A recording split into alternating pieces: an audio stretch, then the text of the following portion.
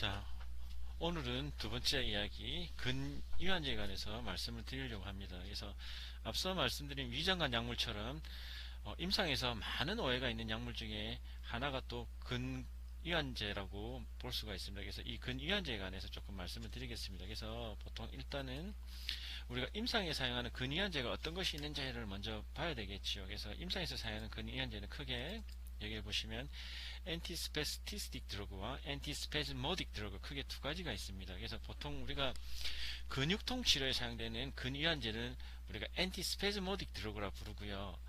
엔티스페스티스틱 드러그는 근육통이 아니라 여러 가지 이제 중추에 생긴 질환에 의해서 뭐 멀티플 스클레로시스라든지 뇌성마비라든지 그러한 질환에 의해서 근육에 심한 강직이 있을 때 이런 근육의 강직을 해소하기 위해서 사용되는 약물들을 우리가 엔티스페스티스틱 드러그라 부릅니다. 그래서 이 약물과 엔티스페모딕 드러그는 반드시 구분되어서 생각을 하셔야 되고요.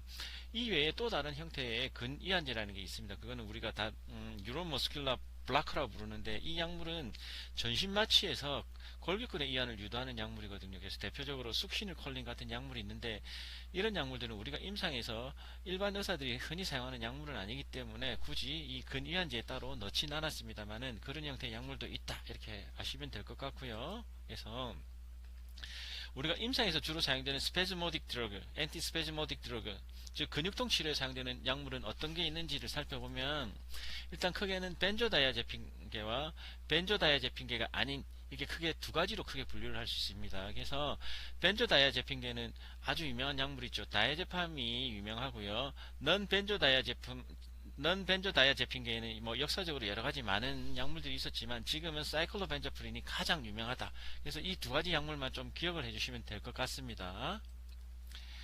자, 그러면 일단 임상에서 골격근 이완제에 대한 가장 큰 오해가 뭐냐면 골격근 이완제는 말 그대로 근육의 이완을 유도하기 때문에 근육통을 완화시킨다 이렇게 생각을 하시거든요. 그래서 이렇게 단순하게 생각을 하시는 경우가 많은데 요거는 과거에 근육통을 일으키는 통증 이론에 따라서 생긴 개념이지만 지금은 이런 근육통의 통증 이론이 조금 많이 달라져서 지금은 그렇게 보진 않습니다. 그래서 과거에 통증이 있는 근육의 근육 근전도를 측정해 보면 근활성이 증가해 있다.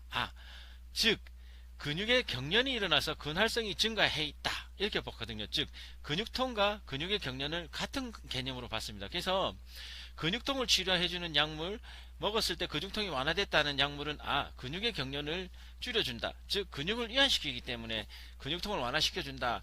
이렇게 단순하게 생각을 해서 엔티스페즈모딕이라는 용어가 붙게 된 겁니다. 그렇지만 점점 과학이 발전하면서 근육통 발병 이론에 관해서 물론 아직까지 근육통은 정확하게 어떤 기전에 의해서 발병되는 것은 아직까지는 조금 자세한 건 모릅니다만 중요한 거는 근육통하고 근육경련은 상관관계가 없다라고 봅니다. 그래서 상관관계가 없다라기보다는 그러니까 근육경련 즉 근육경련이 근육통을 일으킨다. 근육통의 원인이 근육경련이다. 이렇게 봤다면 지금은 다른 개념으로 봅니다. 그래서 어떤 관절이나 또는 근육 그 주변에 통증이 있을 때 운동에 의해서 통증이 발생한다면 이 통증을 억제시키기 위해서 중추에서 불수의적으로 움직임이 덜 일어나게끔 운동이 덜 일어나게끔 주변 근육의 긴장도를 증가시킵니다. 그래서 긴장도를 시켜서 증가시키기 때문에 일종의 근육이 일종의 부목 역할을 해라. 그래서 머슬 스플린팅이라고 부릅니다. 그래서 이런 머슬 스플린팅이 불수의적으로 일어나거든요. 그래서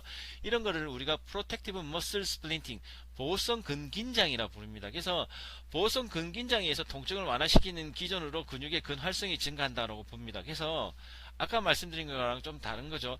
보호성 근긴장이라는 용어의 뜻은 근육 경련에 의해서 근육통이 생기는 게 아니라 근육 통증이 있기 때문에 근육의 활성도가 증가한다. 즉 근육 경련이 발생한다.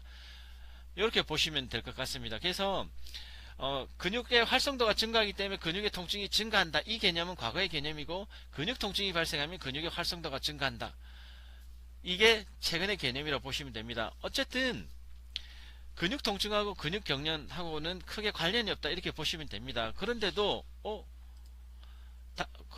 우리가 다이아제팜 같은 근이완제를 쓰면 통증이 줄어들지 않느냐 근육이완 효과가 있는 거 아니냐고 얘기를 할 수 있거든요. 그래서 이것도 자세히 보시면 또 재밌습니다. 그래서 실질적으로 다이아제팜을 투여했을 때 근육이완이 일어나긴 일어납니다. 그렇지만 일반적인 상용량에서는 일어나지 않고요.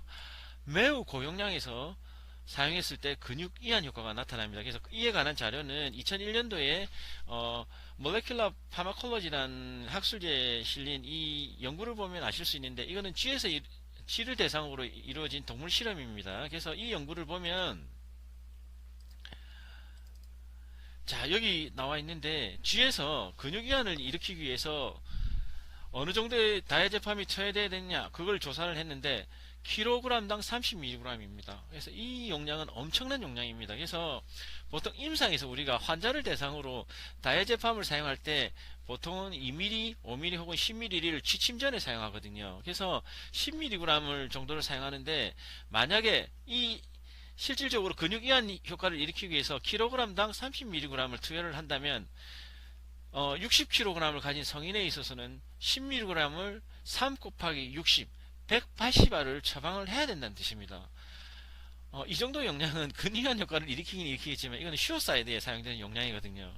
그래서 우리가 임상에서는 이런 용량을 쓰지는 않습니다. 그래서 다이아제팜이라든지 이 근위안제, 우리가 이거를 다른 말로 센츄럴, 중추에 작용한다 해서 센츄럴 머슬 릴렉센트라는 용어를 쓰거든요. 그래서 거의 대부분의 센츄럴 머슬 릴렉센트는 매우 고용량일 때만 근육이완 효과가 나타난다.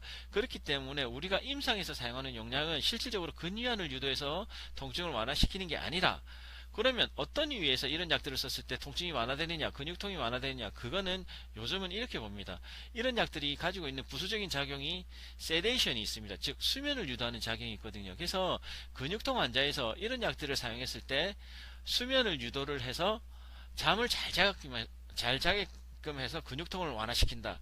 이런 기전으로 근육통이 완화된다고 보고 있습니다. 그래서 다이아제팜뿐만 아니라 사이클로벤자프린도 마찬가지로 세데이션 효과가 있거든요. 그래서 이런 약물들은 수면을 유도해서 근육통을 완화시킴으로써 근육통을 완화시킨다, 이렇게 보시면 될 것 같습니다. 즉 직접적인 근위안 효과에 의해서 처방을 하는 목적으로 처방되어서는 안 되고요.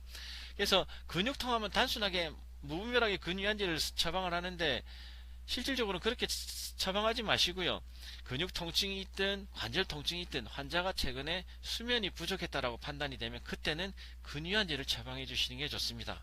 굳이 근육통이 있다 없다로 판단 안 하시는 게 좋을 것 같습니다. 이상으로 마치겠습니다.